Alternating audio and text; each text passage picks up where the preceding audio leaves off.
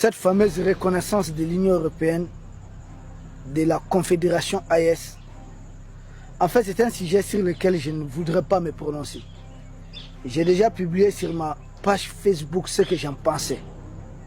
Mais au nombre de messages et au nombre de publications que nous voyons un peu de gauche à droite, certains de nos frères ayant compris le jeu, d'autres même qui s'en réjouissent, et certains même ceux qui abandonnent facilement, nous appelons à ne pas être très radicaux par rapport à l'Union européenne, que c'est un bon début, que les choses peuvent s'améliorer.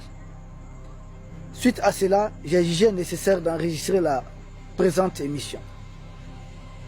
Pourquoi? Premièrement, ceux qui pensent que c'est un bon début, l'Union européenne publie un communiqué, dit reconnaître, qui montre, qui témoigne sa reconnaissance de la Confédération AES, c'est-à-dire les trois pays dorénavant ensemble, et appelle à un dialogue constructif avec les pays de l'AES tout en respectant la souveraineté des pays de l'AES. Théoriquement, c'est bien. Et ceux qui disent c'est bon, maintenant ça suffit, baisser un peu la garde, c'est peut-être ils ont tort de faire très vite, d'avoir très vite confiance à l'Union européenne. On dirait qu'ils ne connaissent pas très bien c'est quoi l'Union européenne souvent.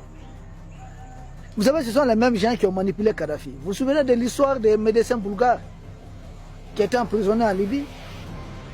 Vous vous souvenez comment c'est le pouvoir de Kadhafi a financé Nicolas Sarkozy à l'époque, ministre de l'Intérieur de Jacques Chirac?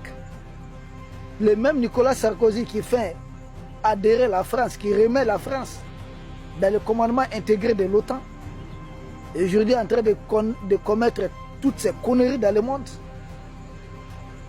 La même France qui avait réussi en grande pompe Muammar Kadhafi. Peu de temps après, la même France a mobilisé ce qu'ils appellent leur communauté internationale, aller chercher un mandat et bombarder la Libye. Comment cela est arrivé? La Libye a été attaquée avec un mandat du Conseil de sécurité de l'ONU. Ce n'est pas le moment pour les pays de l'Est de baisser la garde. Mais analysons un peu. Une reconnaissance de l'Union européenne, des pays de l'AES, qu'est-ce que ça apporte aux pays de l'AES?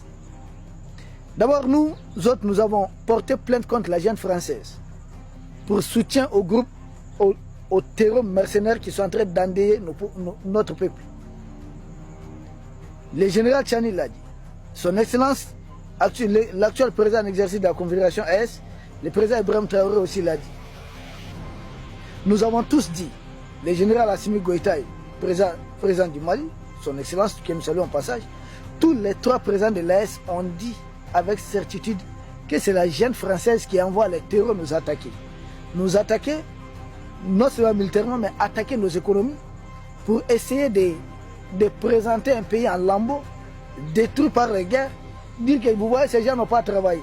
Ils ne sont même pas en mesure de gagner la guerre. Mais la guerre, là, c'est la junte française qui nous livre la guerre, qui nous fait la guerre. Donc leur troll communique sur les conséquences de cette guerre livrée, mais jamais sur les causes de la guerre. Or, qui parle de la junte française parle de l'Union européenne. Et cette reconnaissance veut dire que l'Union européenne va ordonner, va dire à la France, écoutez, vous qui êtes la seule puissance nucléaire de l'Union européenne, arrêtez d'armer des terreurs mercenaires contre le Mali, contre les pays de l'Est. Est-ce que l'Union européenne va faire ça? Non. Vous savez pourquoi? Parce que lors de la conférence de Berlin, 1884-1885, ils se sont partagés l'Afrique. Et aucun pays européen n'osera prendre les devants sur la France, sur les dossiers de l'AES. Dire ok, arrêtez avec ça tout de suite et matérialiser ça sur le terrain, ça n'existe pas. Vous savez comment la France va appeler ça? Ingérence dans ses affaires internes. Ces gens considèrent nos pays comme relevant de leur empire. Ah oui, oui. Pour eux, l'empire britannique, l'empire français, l'empire comme ça, c'est des empires qui n'ont jamais pris fin. Simple preuve. Quand il y a eu la guerre civile en Sierra Leone, qui est-ce qu'on a appelé? La Grande-Bretagne. Faites quelque chose, intervenez. Quand ils avaient envoyé des terreurs mercenaires contre la Côte d'Ivoire, qu'il faut appeler force nouvelle. Mais qu'est-ce que l'ONU a dit? l'ONU et d'autres structures ont appelé la jeune française à prendre ses responsabilités en Côte d'Ivoire.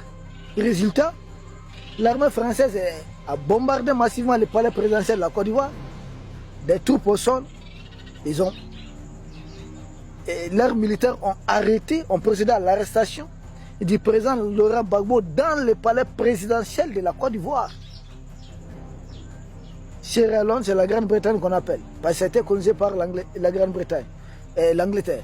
Et la Côte d'Ivoire, c'est la France qu'on appelle.